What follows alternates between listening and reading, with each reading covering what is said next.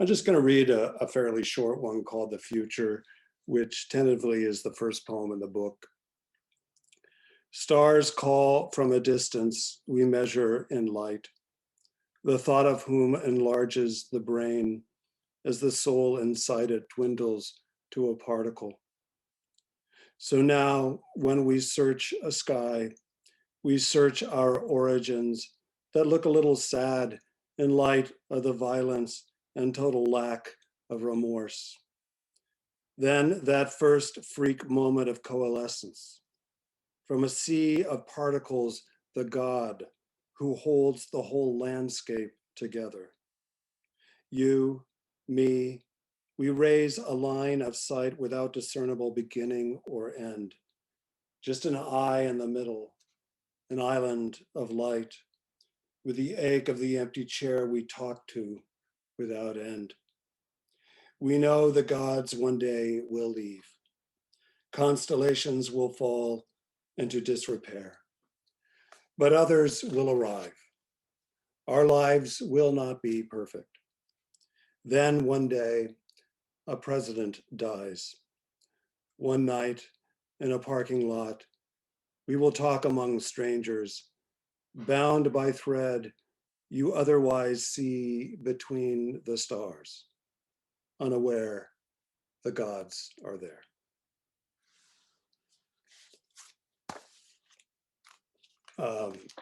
I should actually say something in gratitude to Ron and the Alaska Quarterly. Ron published me over 30 years ago when I was very young. I remember the poem, it's called Insomniac's Creed, and I was so honored and touched, and I sort of needed the support pretty extremely at that point, being on the job market and so forth. And I followed the Alaska Quarterly avidly, and I've always been inspired by what they do. One thing they do that very few journals do is they publish long poems. And I've been the beneficiary of that practice. I'm not going to read long poems today for obvious reasons, but I am grateful for the Alaska Quarterly, all they do, including serving this somewhat underserved genre, you know, the long poem. To me, that's a very special genre. Okay, so I'm going to just read relatively bite-sized poems from a number of books to give people maybe a kind of exposure to some of the things I do, and maybe some of the opportunities for purchasing these things. I'm not very good at marketing, but I do my best. One of the books that's forthcoming is entitled Liberation of Dissonance, which is a phrase sometimes translated Emancipation of Dissonance. It's associated with Schoenberg. The opening of this book begins with a meditation on Schoenberg and others. But the book I'm going to read today is entitled Bells.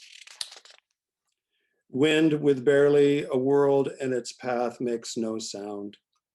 And then the banner lifts and flutters. The one hand claps. Bronze comes invisibly to life. And the startled temple mourns the missing hand, who here is not a child of bells. They blow to song the abstracts of men through the open garret.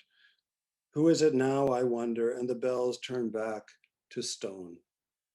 Today, I watched a movie of the killing. I thought, perhaps it would make me wise, responsive, or in excited horror prone to see suspicion blown into a monster. I am just one hand after all. A man is there, I do know this. Bones of light, flesh of shadow, and as the gun goes off, the wind of the known trajectory blows an abstract of men through the open lesion. Who here is not a child? Fire moves through broken windows and the figures in a riot, and the names get taken down or lost. Night burns, embers graze the eye, but the movie does not change. Characters are cast in bronze this time, committed, bound to mistakes they made or suffered or deepened by neglect. Those who walk the tear gas go unseen. Some are pulled aside, questioned, searched, and never found. Others hang in the heart of the bayou like bells, and no one hears. Some walk the pathless walk of bronze in the tower, forward and back, the stride of the breath and the broom and the hasp of the flag beaten into wind and cinders. However singular the bullet and path of light, the door in the body swings both ways, in and farther in. The banner claps the air, and somewhere men prepare the body for the viewing. Flowers release their ghost. Overhead, you hear the silence on which a music lies. It is template hard, cold, steady as the embalmer's table. Say the window is the one hand, her open bed the other. The bronze that strikes her from her nightmare is the bell. I have felt my own music overfill the vessel of the killer. Whatever the misconception, it is looking for another. A word to strike, a mirror, a wall. And now the movie has come down offline. The children are sequestered. The gunmetal river goes cold. Wind with barely a world in its path fills and empties the needles of the valley. Where there is a breath, there is an obstacle in its path. America touches no one in particular, and so a little of all. It cracks as men in grief and office do. Every bell is two bells, one silent, the other made of words that so miss the world they ask. Look, they break us open, and then in tired voices break, so full of promise, they cannot find us.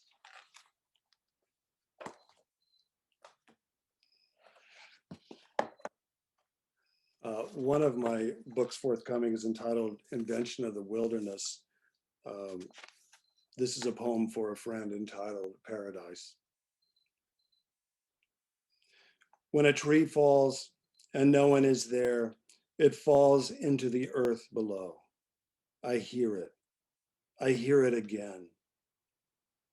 In my last picture of Lisa, we are drinking coffee and she says, my mind keeps going off into the future. What if it is nothing? She is bald, pale as birch, and her worried beauty shadows my cup and version of that word, nothing. In a smaller picture, we are children together, almost in love, awkward with unspoken things. I thought it came to nothing, and here we are drinking decades later, making plans for an autumn without leaves or people. She has a fridge full of pot. She laughs, medicine, and I do not see quick behind her charmed eye the many trees on fire. Or if she sees, I do not hear them if she leaves for the subway tunnel, having said the thing we never said, the otherworldly in the word love that does not, cannot happen. Perhaps it did long ago in silence, and in the sound again of branches falling where there are none at all.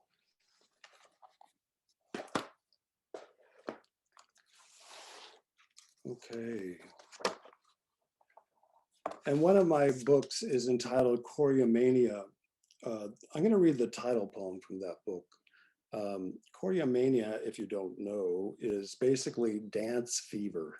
The word chorus comes from the word choreo, as in choreography, meaning dance.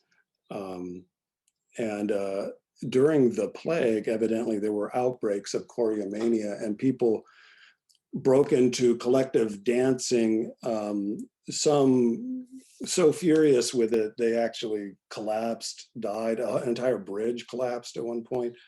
It was a very freakish period. It happened over the course of about 100 years and then eventually faded out. So this is called Choreomania.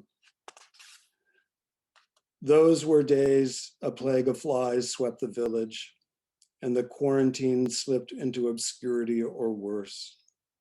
when there was only so much a gravedigger could do to keep up with demand, to load and unload what he managed before he parked his shovel at the door.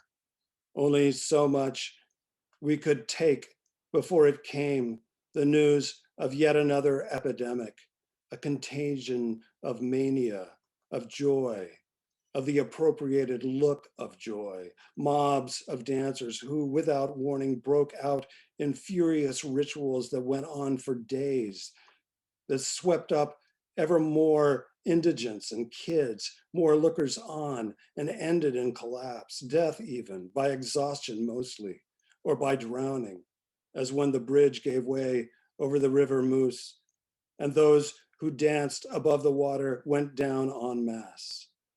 Call it belief as disbelief, the power that comes from faith in the others or in the individual the crowd sets free, like the wingspan of a scream. If some folks stooped to rude displays, copulations in the street, obscenities hurled at the great stained glass, blame what you will, it changes nothing. Little is more infectious than cruel laughter when the time is cruel, the mother tongue infected. But that is not the whole story. The extremities know what it is to feel the sluggish heart grow distant. They know it takes an exercise of will to want, to will again, to raise the curtain. And sometimes you fake it to get things started, to move a little blood around. These gestures in the air are a kind of waving to one another, to the relish in a stranger's face. Your hands know they have no future in them, and still we read something there, a trick, and yet a sweet pretense to take up one another's palms, searching for fates that get more hopeful as we go. The love line deepens, the lifeline grows, longest in our dotage. The Dance of Death is one of those old movies full of folks who don't exist, save in the theater's dark age, the living dead recalled to the stage to do a bit of damage, break a lantern here and there, shock the elders, beat their goatskin drums. They do what madness compels a body to feel the heart grow larger, more imperially afflicted, like eyes that see a lover's nakedness for the first time. A team of horses will tell you if a storm is coming, heads high, nostrils flared. A mountain shadow falls across the village and the makeshift pyres rise.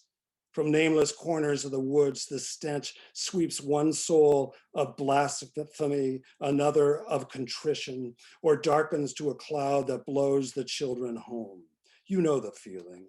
The heartbeat stamps in its stable among the carts and blunted shovels, the grappling hooks. It could go on forever, forgetting what it's made of, the legs that would move it, as it in turn moves them, doing the long, hard work of a necessary trade. The mass graves are damp with life, a dervish of limbs. There is a better world, says the bell that batters the sky it hangs in. And then it shudders for a while. And sometimes when the death cloth slips, when the flies ignite and lift a little higher, the heart stops to watch, to listen. And sometimes it gallops on and on.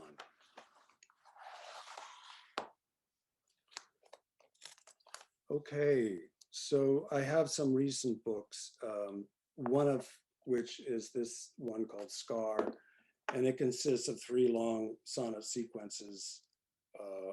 I'm going to read just one sonnet from each sequence. The first sequence is called The Lost Language, and much of it is about music. When I was too young to remember, I had no name. I was alone in paradise. I know this, but who am I? Too old to call back the hands that carried me to bed. I call that world my world. And when I talk, the world calls me you in my mother's worried voice. Her hand on my forehead, her scolding, her twitch, the thankless chores. They worry my words before I speak them. My world before I had a world was scared and pushed a face ahead to bear the blow. When I was forgotten or feared as much, I woke. Without the language yet, I breathed. I wept pure music and would not be consoled.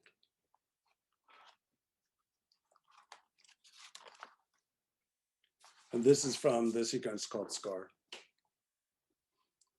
I dreamt my cat slept across my thigh, her head on my knee, and when she woke, the world appeared to her no different than a moment ago when she dreamt. No less nameless, our eyes, ourselves, she said, believe me. I had my doubts as well. Half the time she talks, all I hear is music. All she wants is music in return. Then I woke up and I had no cat, not that cat.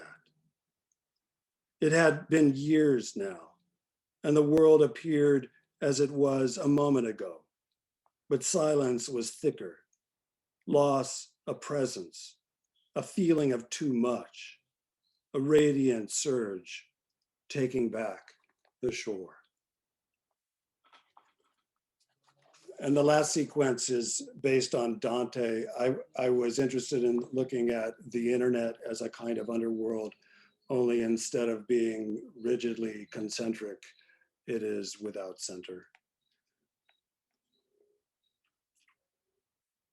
When I was young, my teacher left the room, and when she returned, she was not my teacher, but a child. I did not know enough to grieve or to go wherever a better child goes. I felt what I felt, and mostly later, in the light of TV faces that lined the streets of the Republic. I thought, so this is what a nation is. What I felt, I heard in the soft drum and the hooves of the cortege caisson that bore the casket of our president. My mother too watched perfectly still until she called me and wiped something from my cheek, a thing she never did.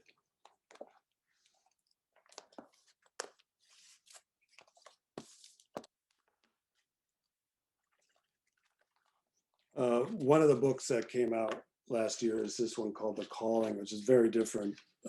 It's written in a kind of open form. It's one long poem. I'm just going to read a page. The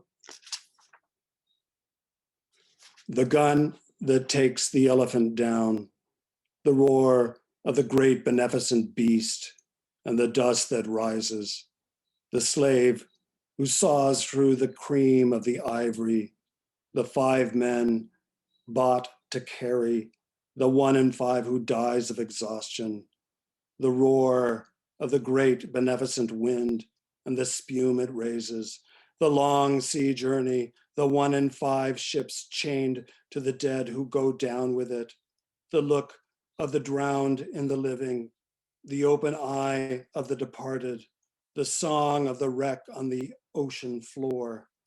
They are bound, all of them, for the grand pianos of Europe, where a composer, an insomniac beaten as a child, a solitary man, a nervous temper with a hair storm in his prime, will lay his fingers on the white keys whose names dissolve because he is just that full of some vague demand, something he forgot as a boy and never did remember. And the long legacy will pull one direction, written, and the music another, and the oceans will erase the deep engravings of the shore. I'm gonna make this a little briefer than expected. I don't know that I'll have time to read the Behemoth poem. I'm just gonna end with this more personal poem, a shorter one, but know how honored I programmed to be in the company of these great writers. This one's called Bronze from the book Behemoth. Tower bells beat the door of the sky, and so call those who hear the toll of marriage or mourning or time passing before the bronze goes still. Today, I hear all those calls at once, leaning from the chamber, a rapture that bears, I know, a given message, though I like to think the music has its own. So too, its own cloud swept through the parapet, where the temple scaffolds rise and fall over the face and stones of a great design, the one I never see. I, a mongrel, married a Jew. My table crowned in candles whose light and honey smokes the air, and they are not mine, these dispensations echoed at the altar, not mine the music of my home, though it marries me to the silence after. Call me a follower then, a mute observer, a bit of stone against the larger burden. I married a battered child, the girl in her broken by her, a stranger, again and again, like a wave inside a shell. Whenever I hear bells, I think of this, unable to say what needs to be said, or hear the broken silence when it speaks. Nights, I am awakened by her breathing, and still I dream. Still, her heart beats its bronze against a sky I cannot enter. And when she moans, I shake her gently. It's okay, I answer. That's all it takes, a stage whisper, and she mumbles, thank you, love you, without opening her eyes. Thanks.